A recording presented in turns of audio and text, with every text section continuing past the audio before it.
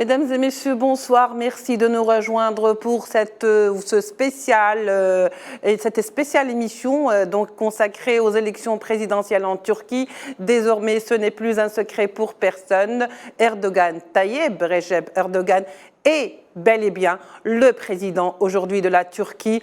Il emporte les élections haut la main avec 52,8% des élections, une majorité qui lui confère la magistrature suprême du pays contre 49,93% rival et adversaire turc Kemal Kılıçdaroğlu qui lui est en deuxième position et bien sûr qui est le malheureux vainqueur de ces élections. Alors aujourd'hui, nous allons nous pencher sur cette victoire, mais avant cela, je vous propose de regarder ces scènes de liesse en direct de Ankara. Les Turcs sont tous sortis pour justement fêter la victoire de Recep Tayyip Erdogan.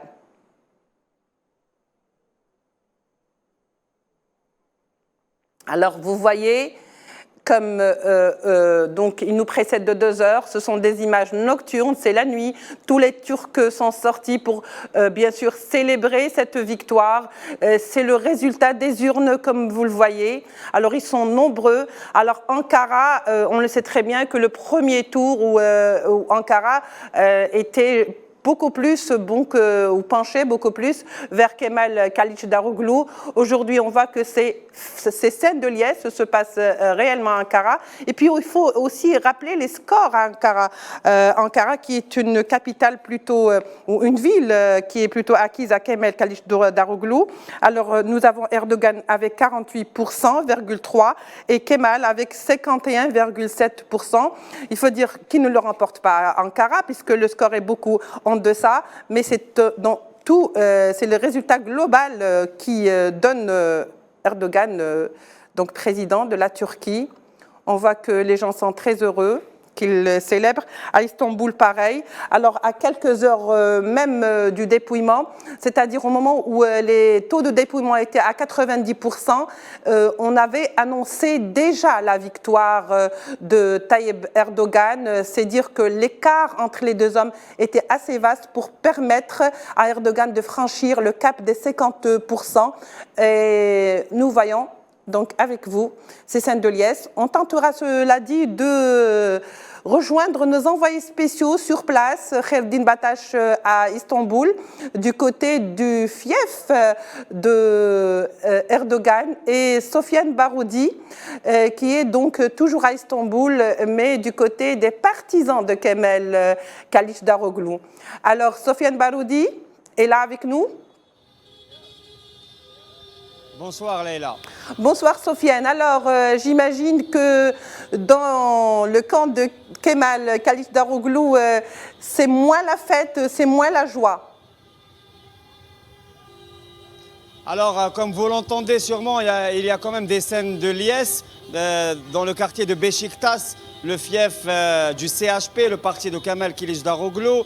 Mais ces scènes de liesse viennent bien sûr des partisans du président réélu Recep Tayyip Erdogan. On nous a d'ailleurs appris que le candidat Kemal Kılıçdaroğlu, le candidat des faits, devrait reconnaître sa défaite incessamment sous peu.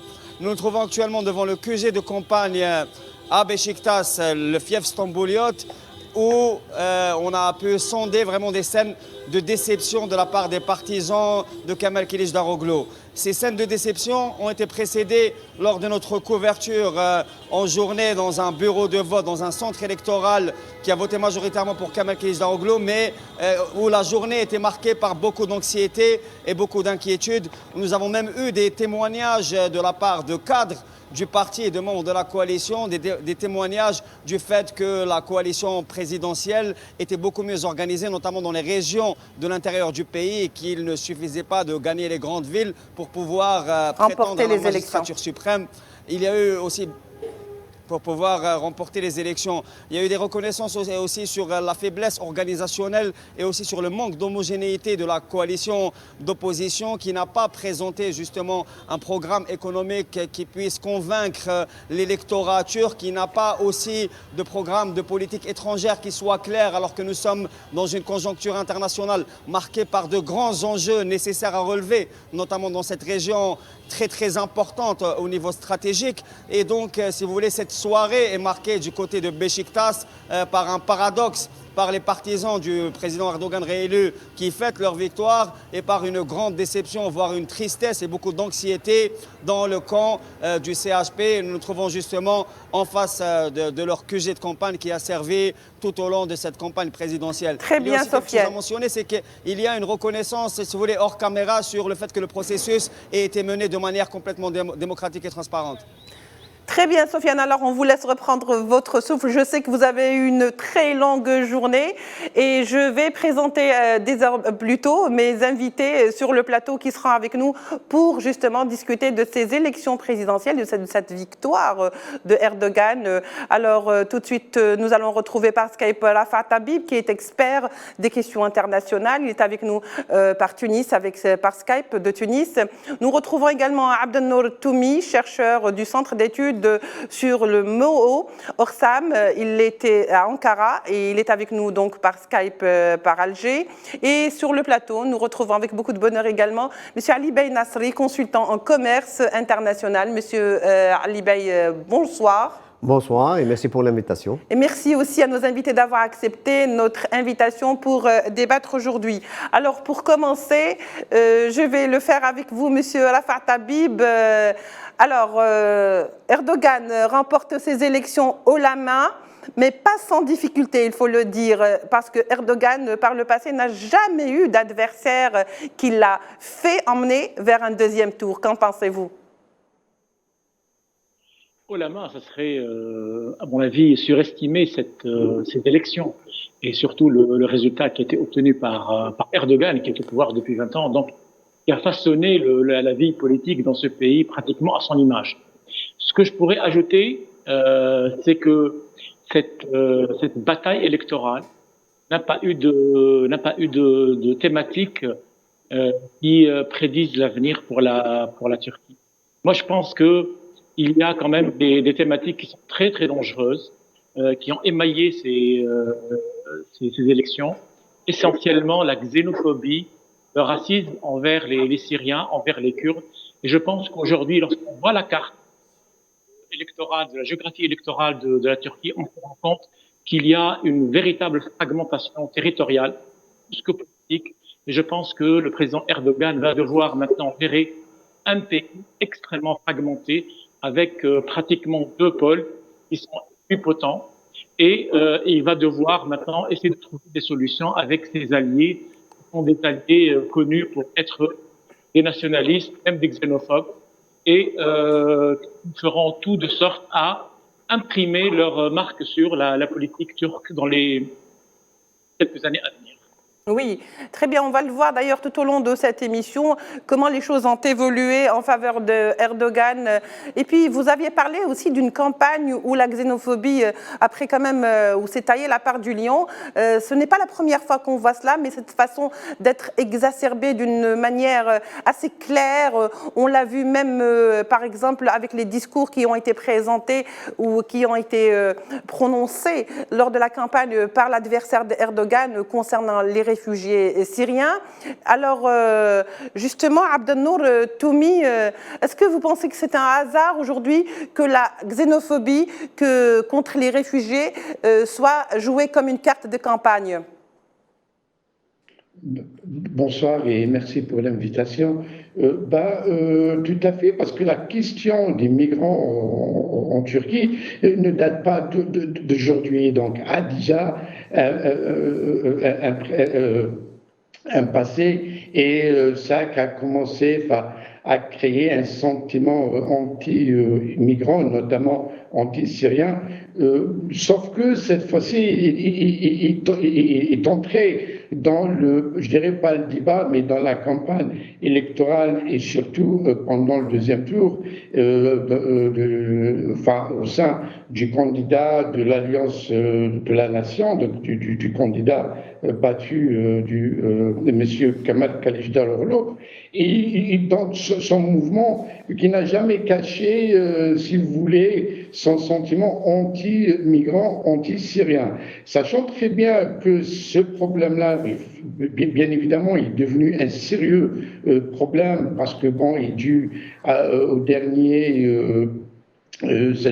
aux dernières conséquences économique. Donc, dans la Turquie, on en a bien souffert depuis les 3 dernières années. Et en même temps, il devenait un créneau, si vous voulez, électoral, voire un produit électoral facile dont monsieur le candidat battu de l'Alliance de la Nation, notamment du parti du CHP, M. Kemal Kılıçdaroğlu, a bien cru qu'il pourrait capitaliser sur ce sentiment. Sauf que le gouvernement, c'est-à-dire sortant, et qui est incarné par le président réélu, M. Recep Tayyip Erdogan, a déjà une politique, c'est-à-dire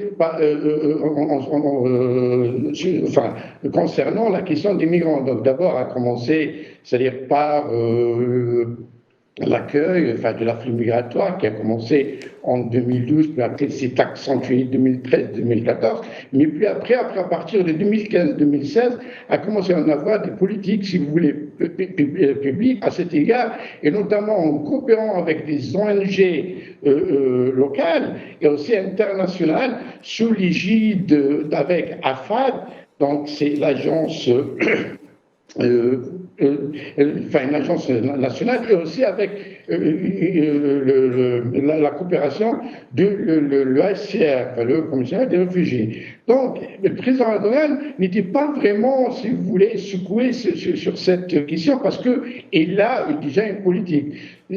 Sauf qu'il était un peu, je dirais, inquiet, les 2 dernières semaines, par le discours xénophobe qui a eu un écho direct au sein de la société, et notamment dans les grandes villes, par exemple Istanbul, Izmir, un peu Ankara, oui. Mais qui n'était pas vraiment secoué là-dessus.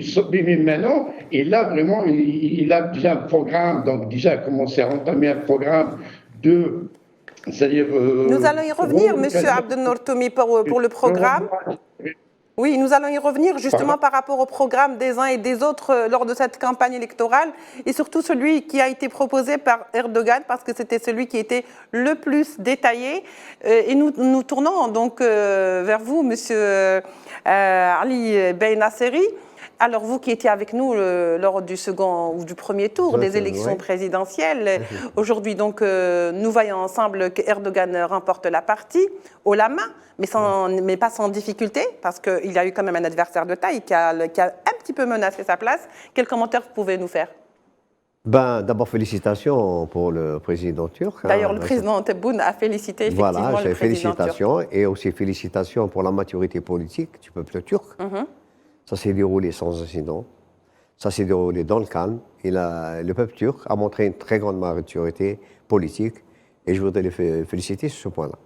Moi, je pense que la majeure partie du débat était un débat socio-économique. Il est clair que la Turquie traverse un passage très difficile en matière économique. Il faut savoir que l'inflation est galopante, il faut savoir aussi que la livre turque a subi des dégradations très importantes aussi. Il y a eu une très grande dévaluation.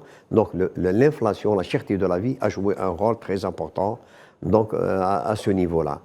Et je pense que le choix du président Recep Tayyip Erdogan s'est déroulé à ce niveau-là, parce que je pense que le choix du président a été surtout motivé par peut-être une déstabilisation éventuellement en cas de changement de président. Il faut savoir aussi que le président Recep Tayyip Erdogan a joué un très grand rôle dans le dynamisme et l'évolution donc très importante de la Déjà Turquie quand il sur la était scène. Premier Voilà. ministre.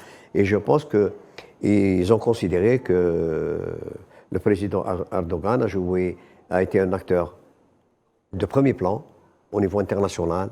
Il a su imposer la Turquie comme étant un médiateur entre la Russie et l'Ukraine. Donc il a en quelque sorte damé le pion à certains pays. Et à ce niveau-là, je pense que le choix a été beaucoup plus un choix donc peut-être de sagesse et surtout comptant sur le président pour tenir compte éventuellement des erreurs du passé. Et ils ont considéré qu'il était capable donc de rétablir les données macroéconomiques positives pour le pays. Oui, alors vous faites bien de le dire parce qu'il faut absolument que je vous relance sur ça, Monsieur Nasseri. Il faut dire que c'est un pays qui souffre actuellement d'inflation, la chute de la livre. Est-ce que, en dépit de tout ça, nous avons que les urnes donnent donc Erdogan vainqueur, il est le président. Est-ce que parce que tout simplement les Turcs n'ont pas envie de changer de président, d'homme, parce qu'ils savent à qui ils ont affaire? Absolument. Il est clair que le choix de la stabilité, donc politique et économique, parce que le président Erdogan a démontré par le passé qu'il avait donc libéré beaucoup d'initiatives et au niveau donc surtout de l'économie, de l'industrie turque. Le chômage, s'il a augmenté dernièrement, c'était dû au Covid, dû aussi, et c'est très important, la Turquie dépend d'une manière très importante de l'importation donc de l'énergie, notamment du pétrole. Oui. Nous savons que les prix qui ont été atteints, qui ont touché de plein fouet un pays qui a une industrie donc, dont l'énergie est complètement et presque totalement dépendante de cette ressource. Donc il y a ce facteur-là. Et je pense que le président Erdogan va tenir compte, il va corriger en tout cas la trajectoire de la Turquie dans le domaine économique. Très bien. Monsieur Rafat Habib, je me tourne vers vous. Est-ce que vous pensez aujourd'hui que Erdogan est revenu à la place qui lui revient et celle qu'il convoitait tellement, la magistrature suprême du pays? On aura affaire à un nouveau Erdogan ou est-ce qu'il va poursuivre dans sa politique et surtout sur le plan interne, avant de passer bien sûr à sa politique étrangère? Bon, permettez-moi quand même de nager à contre-courant. D'abord, je considère que ces élections ont été, comme je l'ai dit tout à l'heure, émaillées par des slogans xénophobes, mais aussi par une très démagogie, parce que quand on dit que la question socio-économique a été au centre des débats en Turquie pendant la campagne électorale, c'est occulter une réalité. Ce n'est pas vrai. Les grandes questions qui ont été débattues pendant ces élections, ça a été des questions d'ordre identitaire, ça a été des questions d'ordre sécuritaire, etc. Alors pour Erdogan, moi je pense qu'Erdogan 2023 n'a strictement rien à voir avec Erdogan du début du millénaire, quand on l'a découvert, parce que d'abord Erdogan n'est plus maintenant le chef consacré par les Occidentaux pour jouer un rôle de leadership dans la région. Il a perdu maintenant toute légitimité après l'échec cuisant du printemps arabe, après tous les reculs qui ont été consentis par Erdogan vis-à-vis de l'Égypte, vis-à-vis de la Syrie, vis-à-vis des pays du Golfe, et même dans certains foyers où il a été l'instigateur d'interventions telles que par exemple en Libye. Moi, je pense que Erdogan est en train maintenant d'entrer dans une phase qui est extrêmement difficile, parce que ne l'oublions pas, l'économie turque dépend beaucoup de l'Europe, et l'Europe, avec sa locomotive allemande, vient d'entrer dans une récession spectaculaire, ils viennent de le reconnaître. D'autres pays européens, et les soutiens d'Erdogan et de la Turquie, passent par une crise aussi structurelle. Je voudrais rappeler quand même que l'inflation a atteint l'année dernière 85%, un taux pratiquement que l'on a rencontré que dans certains pays d'Amérique latine, tels qu'en Argentine. Et je pense qu'il est très très important de voir un peu la carte de la géographie électorale en Turquie ce soir, parce que les zones qui sont très très développées en Libye, en Turquie essentiellement dans le littoral et dans la région occidentale du pays. Ces régions-là ont voté pour Kılıçdaroğlu, alors que le plateau anatolien, qui n'est pas aussi développé, a voté pour Erdogan. Donc je pense qu'il y a un très grand travail qui attend le président Erdogan pour pouvoir rassembler un peuple qui est extrêmement divisé, polarisé, non pas sur des questions seulement économiques, mais surtout sur des questions ethniques, parfois même sur des questions d'ordre sociétal. Moi, je pense que ces élections-là, si elles ne sont pas inscrites dans un cadre de cohérence de la part du président Erdogan, elles peuvent conduire véritablement à un éclatement politique et même un éclatement, territorial dans ce pays, qui passe, comme l'ont dit tout à l'heure vos honorables invités, par une période de très très grande crise et surtout par l'essoufflement du modèle turc. Très bien, alors justement Abdelnour Toumi, Gaziantep. Gaziantep, c'est une ville qui a donc connu les affres du séisme. Dites-nous donc pourquoi aujourd'hui les craintes qui étaient justement dans cette ville, parce qu'à un moment donné, Erdogan craignait qu'il y ait une récession de vote en sa faveur dans cette région et qu'aujourd'hui les scores donnent quand même un 62,74%, ce qui n'est pas rien en faveur de Erdogan. Est-ce que vous pensez que ce sont les attentes qui en parlaient ? Il y a cet élément qui est en jeu, mais aussi la ville de Gaziantep, qui est aussi une ville cosmopolite, hein, pas autant comme Hatay et Antakya, mais elle est une ville dynamique, mais aussi que l'électeur de cette province a toujours voté ou a eu, c'est-à-dire un penchant envers le AK Party. Et cela est dû, c'est-à-dire à deux éléments. Donc le premier qui est ethnique et aussi il est conservatif. Voilà. Donc l'élément ethnique, parce que bon, il y a les origines, enfin, de l'épouse de M. Erdogan et de cette ville, de cette région. Donc, il y a aussi, c'est-à-dire la ville en soi, au sud du pays, a c'est-à-dire ce caractère traditionnel, incarné par les traditions turques, que ce soit religieuses et socio-culturelles. Donc, c'est-à-dire que, par exemple, la ville, la province de Gaziantep est passée pour Erdogan, mais Hatay est passé pour le candidat de l'Alliance de la Nation, Kemal Kılıçdaroğlu. Et cela, bien sûr, là aussi, il y a l'élément confessionnel, donc, parce qu'il y a une forte communauté alaouite dans cette province. Mais, pour résumer, c'est le facteur, si vous voulez, régional, socio-culturel, ethnique, n'a pas vraiment joué beaucoup dans cette élection, parce il a été mentionné dans le reportage que voilà, celui qui remporte les grandes villes, et notamment Istanbul, Ankara et Izmir, pourrait éventuellement remporter l'élection, mais qui n'est pas du tout le cas. Donc, donc M. Erdogan, c'est-à-dire, M. Erdogan a bien compris, si vous voulez, la mentalité de l'électeur turc. Et ça, parce que, bon, déjà, c'est dû, c'est-à-dire à sa présence qui dure maintenant depuis plus de... C'est l'expérience qui parle. 23 ans, non seulement de l'expérience, mais aussi le caractère, le personnage en soi, c'est un génie de communication et aussi un fin politicien. Donc il a bien compris, si vous voulez, pour résumer, M. Erdogan a bien lu Machiavel comme il a bien lu Ibn Khaldoun. Donc, oui. Et cela parce que ce n'est pas du tout facile, justement. Très bien.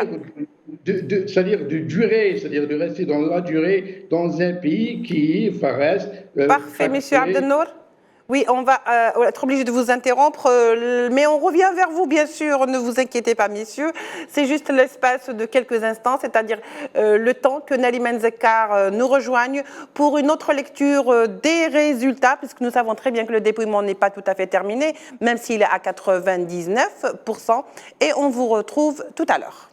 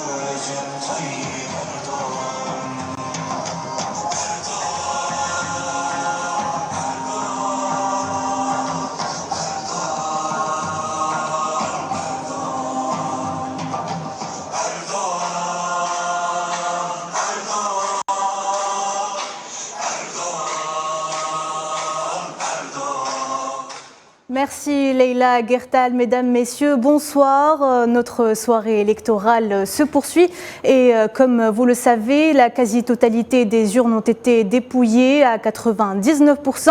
Et pour le moment, c'est Recep Tayyip Erdogan qui est donné vainqueur avec plus de 3 millions de voix d'avance par rapport au candidat de l'opposition Kemal Kılıçdaroğlu.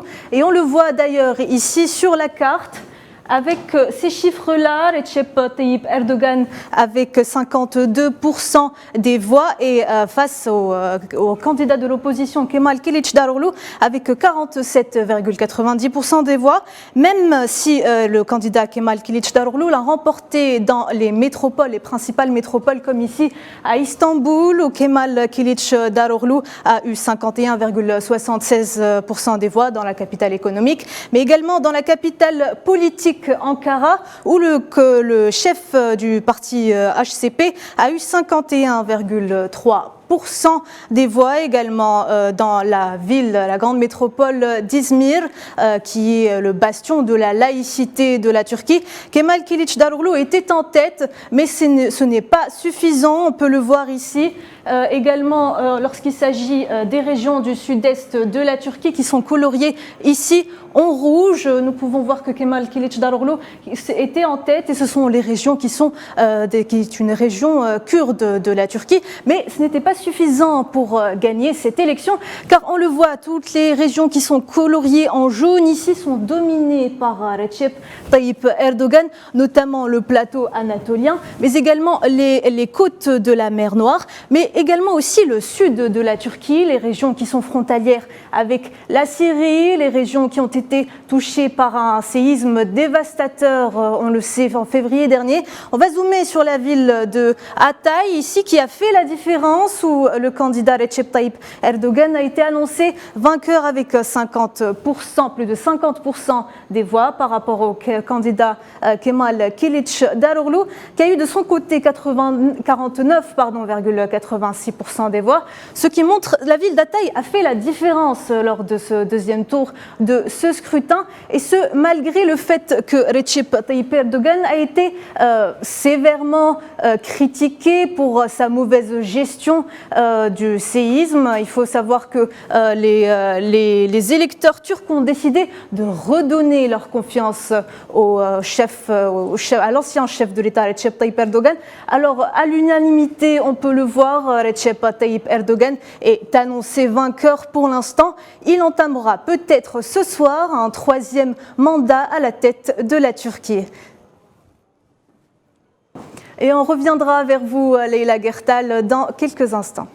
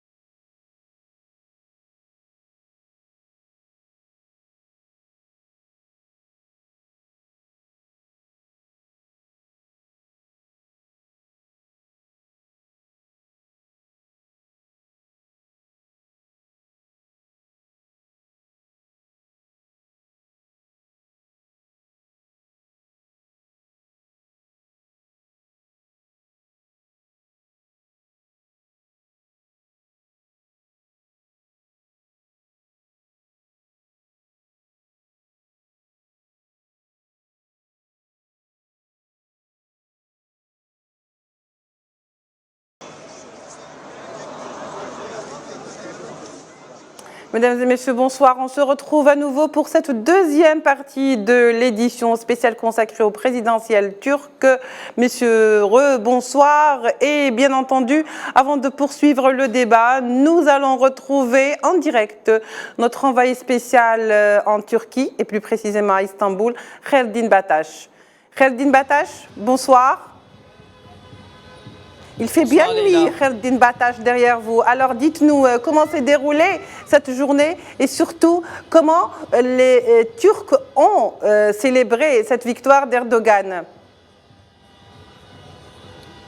Oui, Leïla, Recep Tayyip Erdogan. L'on n'entend plus que ça ici à Fatah, le quartier de Fatah, l'un des fiefs promis au président nouvellement réélu, même si pas officiellement, Recep Tayyip Erdogan. C'est l'air que tous les Stambouliotes, ou presque ici, fredonnent, des scènes de joie, de liesse que vous pouvez voir derrière moi. Alors le déroulement de la journée ici dans la rue importe peu pour les Stambouliotes. Ils ont réélu le président haut la main, comme vous l'avez dit, même pas très exactement, parce que les chiffres sont un peu serrés, bien entendu, 52%, un peu plus de 52%, vous l'avez rappelé, pour Recep Tayyip Erdogan, dans les 47% pour son rival. Ici, à Istanbul, justement, c'est une ville qui a été remportée par Kemal Kılıçdaroğlu, même si ça n'a plus d'importance, également à hauteur de 51,7%, l'équivalent d'un peu plus de 5 millions d'électeurs pour Kemal Kılıçdaroğlu contre 4,7 millions de votants pour Recep Tayyip Erdogan. Les deux candidats donc, ont progressé à Istanbul. Kemal Kılıçdaroğlu a enregistré une hausse de 3,2% et 1,3% pour Erdogan. Donc tout ça, Leïla, n'a plus d'importance. Les dossiers économiques n'ont plus d'importance. La géopolitique, la crise syrienne, tout ce qui importe maintenant pour les Stambouliotes, c'est de célébrer cette victoire et ce nouveau mandat pour leur président, pour lequel ils ont choisi de voter, reconduire à la tête du pays, mais cette joie traduit dans le même temps toute la situation de stress, bien sûr, et de crainte vécue par les Stambouliotes durant les derniers jours de cette campagne qu'on disait serrée, qu'on disait indécise. Et bien entendu, c'est le soulagement en général ici dans le quartier d'El Fatah où je me trouve, où j'étais dans le QG. J'ai passé toute l'après-midi, la fin de l'après-midi dans le QG, donc justement de l'AKA Party, donc le parti de Recep Tayyip Erdogan, où le soulagement et la joie ont éclaté très tôt dans la soirée. Donc dès l'annonce des premiers résultats intermédiaires, les Stambouliotes ont compris que la victoire était promise à Recep Tayyip Erdogan et qu'elle ne pouvait plus lui échapper. Très bien, Kheldin, nous l'avons compris aussi, et pas seulement nous, mais je crois que beaucoup de pays l'ont compris. D'ailleurs, les messages de félicitations ont afflué juste après l'annonce de la victoire de Erdogan. Kheldin, alors on vous laisse reprendre votre souffle et pourquoi pas peut-être fêter ça avec les Turcs. Au revoir, donc Kheldin, on vous retrouvera dans nos prochaines éditions, Inch'Allah. Donc je termine avec nos invités. Rafat Habib, je me retourne vers vous. Alors quels sont les défis qui attendent aujourd'hui Erdogan? Bien sûr, ce sont des défis qui seront peut-être nouveaux, mais est-ce qu'il y aura un nouveau Erdogan qui est conscient que derrière cette victoire, il y a quand même 49% qui n'ont pas voté pour lui? Et pas n'importe quel 49%, le 49% de la région la plus dynamique de Turquie. Et parmi ces 49%, il y a un gros morceau qui représente 20% de la population de la Turquie, et je parle ici des Kurdes. Et je rappelle ici que Erdogan n'a pas, l'AKP, le parti d'Erdogan, n'a pas la majorité absolue au Parlement, et qu'il doit nécessairement maintenant faire appel aux voix de l'extrême droite, à laquelle il s'est allié. Et parmi cette extrême droite, je rappelle qu'il y a un parti qui s'appelle le Hudapar. C'est un parti qui n'est pas seulement d'extrême droite, c'est un parti de terroristes carrément. Et on le retrouve dans l'alliance qui est conduite par Erdogan. Moi, je pense que dans les mois à venir, dans les semaines à venir, Erdogan va être dans l'obligation d'essayer d'améliorer ses relations au niveau de la région avec les pays limitrophes. On sait qu'il y a tout un processus qui se déroule aujourd'hui à Moscou pour rapprocher Ankara de Damas, mais il y a aussi un autre processus avec le Caire. Et à mon avis, il faut absolument qu'on se rende compte que maintenant la Turquie, c'est vrai, elle vient d'élire un président dans des conditions qui ne sont pas aussi démocratiques qu'on le croit. Il y a énormément de gens en prison, il y a énormément d'universitaires en prison en Turquie, il y a des militaires, des policiers, des civils, etc. Mais la Turquie va entrer dans une situation de déstabilisation totale de la région parce que la guerre en Ukraine va durer encore plus longtemps. Les choses se passent très très mal dans la région du nord de la Syrie, et je pense qu'Erdogan va être dans l'obligation de gérer tout ça. Et il aura besoin d'un pays unifié et non d'un pays fragmenté, comme on l'a vu tout à l'heure sur cette carte qui est extrêmement parlante. Très bien. Et à mon avis, il faut absolument que l'on se penche sur cette carte-là parce que ça annonce une véritable fragmentation du territoire. C'est pas ce qu'on souhaite en tous les cas. Monsieur Abdelnour Toumi, pour conclure avec vous, alors j'allais dire, on doit composer avec donc cette opposition qui n'a pas voté pour lui, mais alors Erdogan, quelle carte selon vous va-t-il jouer pour tenter, même si le score de 51% lui donne la victoire, mais ne lui confère pas justement tous les Turcs. Alors qu'est-ce que selon vous va-t-il faire pour tenter justement de séduire? Et quel travail va-t-il opérer pour avoir cette catégorie de gens qui n'ont pas voté pour lui? Tout à fait. Et c'est un point très, très important, justement, en sortant de cette élection qui était, de ces élections, parce qu'il y a eu les élections législatives et les élections présidentielles, qui ont connu vraiment une étape, c'est-à-dire féroce, ça dépend de la campagne électorale, et en même temps, c'était des élections libres, d'ailleurs, qui ont montré, justement, comme l'avait souligné M. Bey, la maturité politique, et voire la culture politique du peuple turc. Quant à les défis qui attendent le président réélu, M. Recep Tayyip Erdogan, Et je crois qu'il va jouer la carte, c'est-à-dire du rassemblement, et qui va se présenter, bien évidemment, comme le président de tous les Turcs, même ceux qui ont été contre lui. Et il y a un symbole très important, d'ailleurs, dans quelques minutes, je crois, ou dans une heure peut-être, il va s'adresser au peuple turc, pas comme avant, enfin, du balcon du siège de la... mais du palais présidentiel à Beşiktaş. Et ça, c'est pas politique. La politique en soi est chargée de symboles. Et ça, c'est un symbole, voire un message, c'est-à-dire d'apaisement qui est très fort. En même temps, on sait très bien que les Turcs, comme je viens de le dire, ont bien montré leur maturité et leur choix aujourd'hui, c'est-à-dire de réélire, de Monsieur le Président Recep Tayyip Erdogan, ont bien choisi, bien sûr, enfin, la stabilité, la sécurité et éventuellement la prospérité. En dernier mot, enfin, franchement, c'est félicitations au peuple turc et ils nous ont vraiment, enfin, nous, les Orientaux, nous ont rendus très fiers et c'est un message aussi très, très fort à l'Occident. Donc, voilà que, encore une fois, et aussi, enfin, il y a une nouvelle page qui vient de commencer et la naissance de la Deuxième République turque. Merci beaucoup, M. Abdelnour Toumi, pour cet éclairage. Merci également pour toutes les analyses que vous nous avez apportées.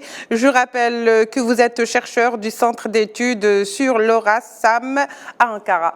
Merci d'avoir été avec nous. Monsieur Nasseri, oui. Alors, la Turquie, c'est également les relations avec l'Algérie. Et les relations avec l'Algérie sont d'une excellence qui n'est plus à démontrer. Absolument. Alors, ce second tour, Erdogan est devenu président et a repris sa place. Oui. Alors, est-ce que vous pensez qu'il va y avoir un renforcement, une amélioration des relations entre les deux pays? Il est clair que le président Erdogan a considéré l'Algérie comme un partenaire stratégique en Afrique. Le premier partenaire de la Turquie en Afrique, c'est l'Algérie. Si on examine le nombre d'opérateurs turcs pendant la période d'Erdogan, il est passé d'une dizaine à 1550. Oui. C'est-à-dire les investissements turcs, et à titre d'exemple, le premier exportateur actuellement, Oreocarbures, c'est une entreprise turque. Donc, ce choix stratégique pour plusieurs raisons. Notamment, l'Algérie est un pays producteur donc, de pétrole, qui est très fortement donc, demandé dans la Turquie, souffre d'un déficit important. Et les atouts, c'est-à-dire la position géostratégique de l'Algérie, sa proximité donc, en Afrique, la zone de libre-échange continentale africaine qui va être signée par l'Algérie offre un débouché très important pour la Turquie. Et je pense que nos relations économiques vont se renforcer davantage à travers le choix qui a été fait donc, par le président Erdogan. Donc pour l'Algérie, le président Erdogan a joué la carte du partenaire.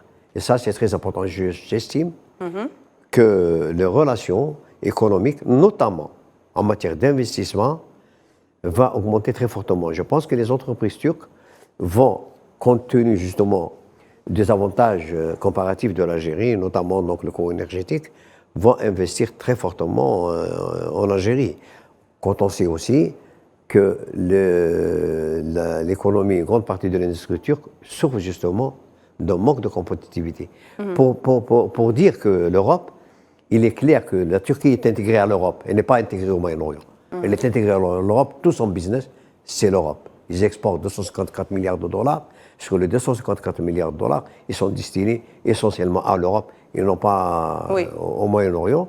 Et je pense que avec le nouveau cours des investissements en Algérie et les relations politiques qui sont, tout le monde le reconnaît, qui sont excellentes à un très haut niveau, ne feront qu'encourager nos partenaires à investir.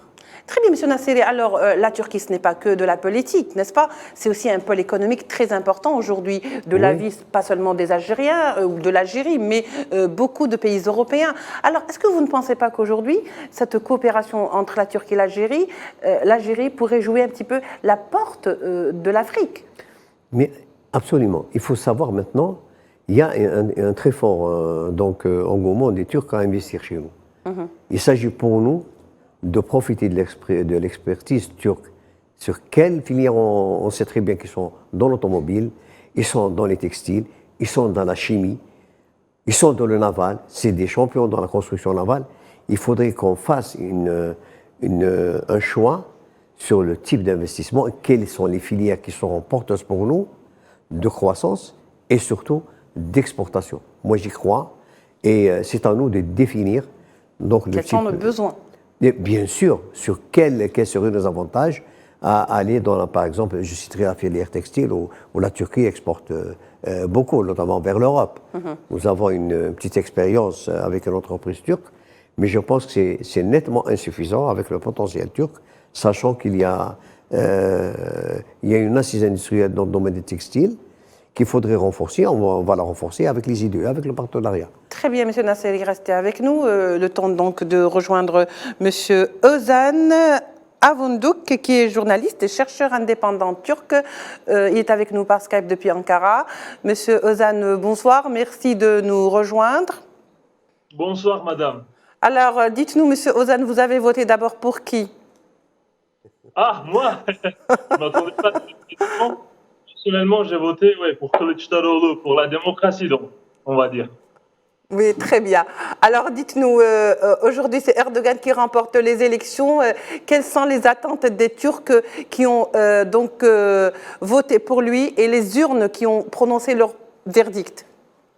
Les attentes des Turcs de Erdogan, vous avez demandé.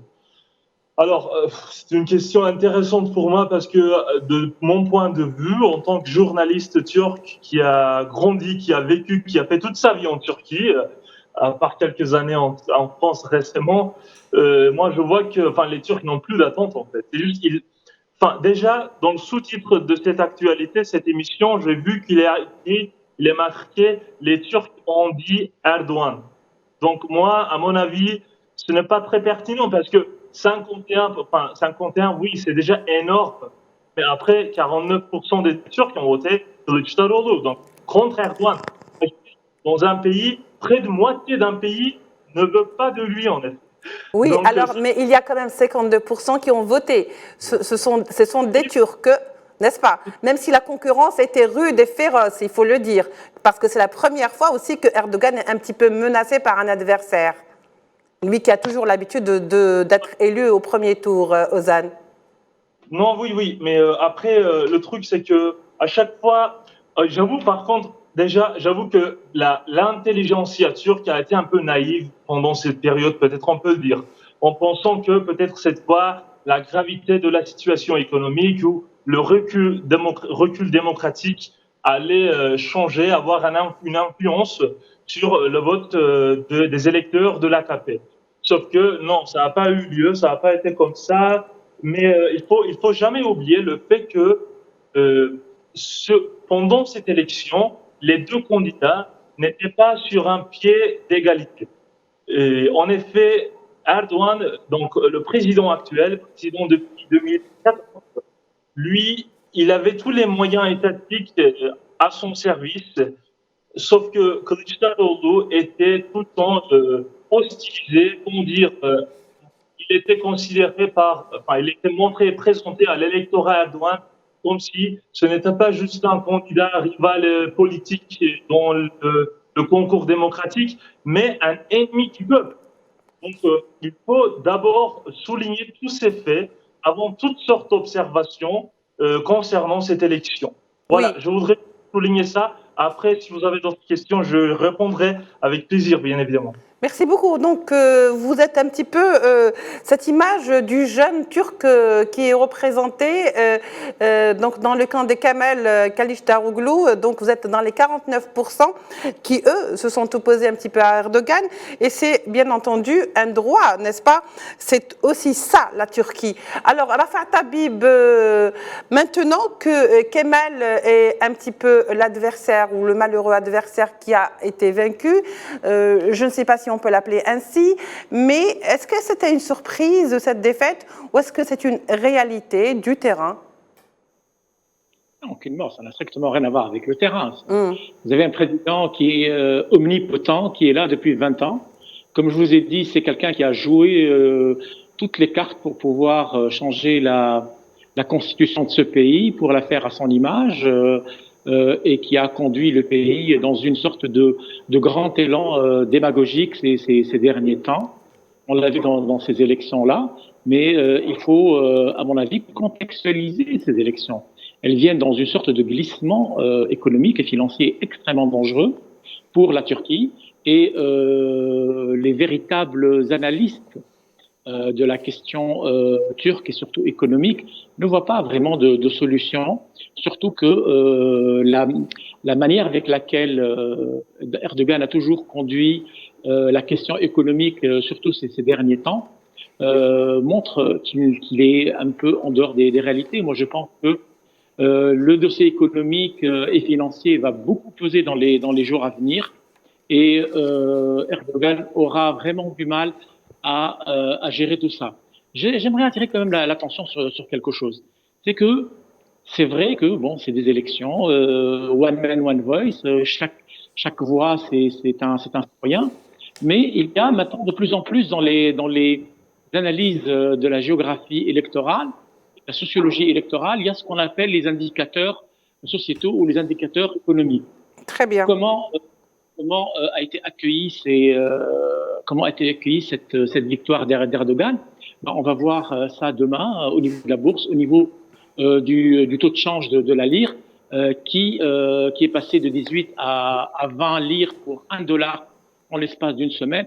Donc moi je pense que les centres de l'économie, des finances en Turquie ne croient pas en l'alternative de Erdogan, et je pense que là il y aura un travail de très longue haleine qui va être demandé au président Erdogan.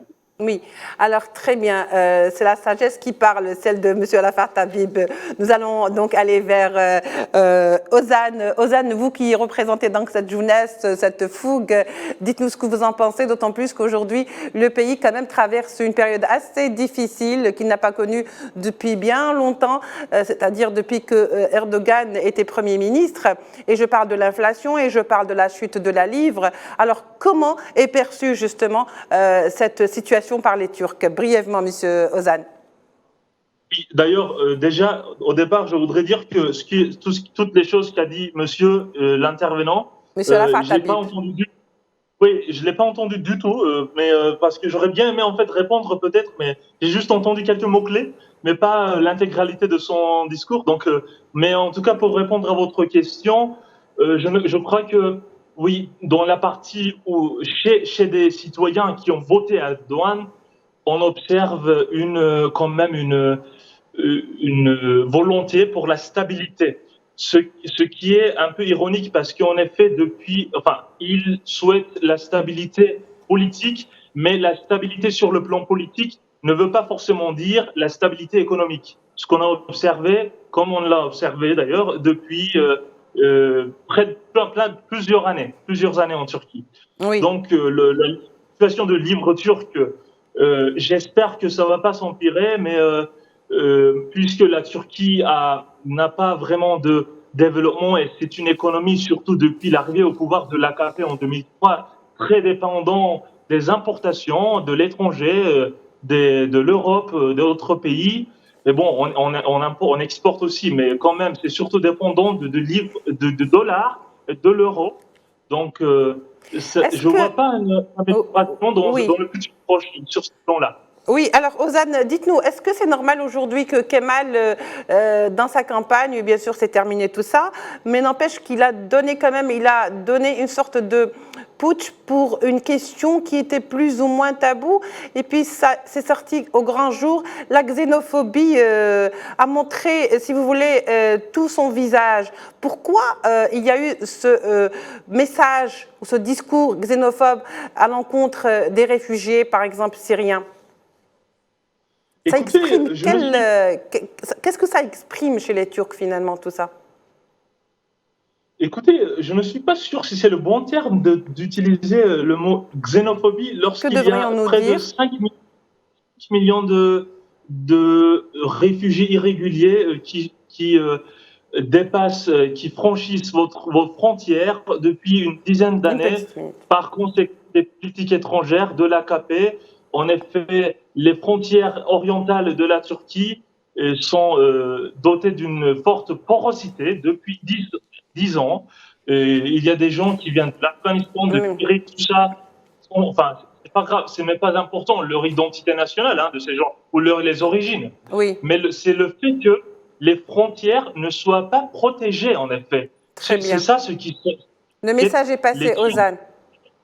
Sur un problème dans les esprits des gens qui ont voté même Erdogan. Il ne faut pas ignorer cela. Oui, merci beaucoup Ozan Avundouk. Vous êtes journaliste et chercheur indépendant turc et vous êtes aussi cette jeunesse de la Turquie. Il nous faut absolument prendre en compte tout ça. Je vous donne le dernier mot, Monsieur Nasseri, si vous voulez conclure. Oui, donc je renouvelle mes félicitations. Je ne crois pas du tout que la Turquie est fragmentée à ce niveau-là. Je pense que le phénomène kurde il est très ancien, c'est un problème résiduel depuis très longtemps. Surtout, le président Erdogan, qui a une très grande maîtrise des choses politiques, va tenir compte de la situation. De ces 49%. J'affirme et je confirme que l'aspect socio-économique a fortement influé. Ça a été conforté donc par notre jeune Turc qui disait que les problèmes socio-économiques, le taux d'inflation de 80%, ça impacte. Donc ce que je souhaite, moi, personnellement, en tant qu'Algérien, c'est que la Turquie aille de l'avant, que la Turquie améliore ses indicateurs macroéconomiques et microéconomiques, et surtout, je dis au peuple turc, l'Algérie est là, elle attend des investissements turcs, elle attend des partenariats, elle a beaucoup de choses à offrir à nos amis turcs qui sont les bienvenus. Merci beaucoup d'avoir conclu avec nous, Monsieur Ali Bey Nasseri. Je vous rappelle que vous êtes consultant en commerce international. Merci également à Abdel Nour Toumi qui est avec nous, chercheur au Centre d'études sur le Moyen-Orient. Merci également à Rafat Tabib qui était avec nous depuis Tunis par Skype. Il est expert en questions internationales et spécialiste de la Libye, professeur universitaire également. Et merci à Monsieur Ozan Avundouk, journaliste et chercheur indépendant turc. Merci également à vous de nous avoir suivis pour cette édition spéciale présidentielle en Turquie. On se retrouvera pour d'autres émissions et je vous laisse donc suivre le reste de nos programmes. Au revoir.